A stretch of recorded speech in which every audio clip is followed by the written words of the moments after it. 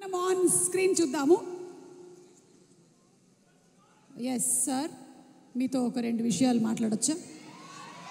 Okay, ఒక విషయంలో ఒక 2 క్వశ్చన్లు అడగాలనుకుంటున్నాం. సబ్ క్వశ్చన్స్ ఉన్నాయి మాకు. దీనికి మీరు సూటిగా సమాధానం చెప్పాలి.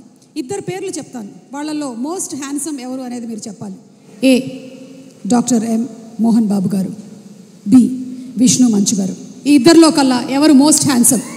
మోస్ట్ హ్యాండ్సమ్ నీ పేరు చెప్తాను అనుకున్నావు కదా, Vishnu. Most handsome boy on the surface of earth. అలా ఎలా చెప్పేశారు సార్? ఇంకేమడుగుతావు అడుగు. ఒకవేళ కనుక మోహన్ బాబు గారు సినిమాల్ని మిమ్మల్ని హీరోగా పెట్టి రీమేక్ చేస్తే ఈ 3 సినిమాల్లో నుంచి మీరు ఏ సినిమాలో చేయాలనుకుంటున్నారు? ఎందుకు? A Alludu Garu, B Pedarayudu, C assembly rowdy. Assembly rowdy. ఎందుకు? ఎప్పుడో చేసేవాడిని నన్ను. అసలు అసెంబ్లీ రౌడీలో ఫస్ట్ నన్నే అడిగారు, నేను రిజెక్ట్ చేశాను. ఎందుకంటే అది పూర్ సబ్జెక్ట్, దాని గురించి పెద్ద మనకెందుకు అనుకున్నాను. బట్ మోహన్ బాబు గారు వచ్చి రిక్వెస్ట్ చేసి నేను చేసుకుంటాను, దయచేసి నాకు ఆ అవకాశం కల్పించండి అని ఇంటికి వచ్చి ప్రాధేయపడితే ఏం చేస్తాం సుమా? సార్, దీని వెనకాల ఇంత కథ ఉందా? ఇప్పటి వరకు మాకు తెలియలేదు. యమదొంగలో కూడా ముందుగా మిమ్మల్ని అనుకున్నారంట.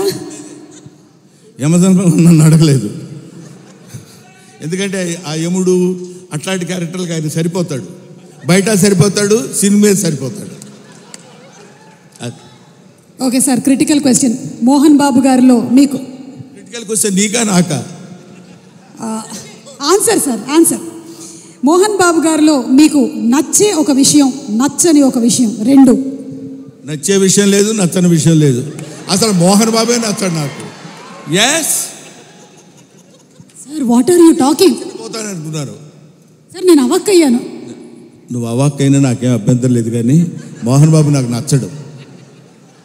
ఎందుకు సార్? రీజన్స్ చెప్పాలా? 1, 2, లక్ష, కోటే? వదిలే తల్లి, ఇప్పుడు అట్లాంటి విషయాన్ని అడగొద్దు.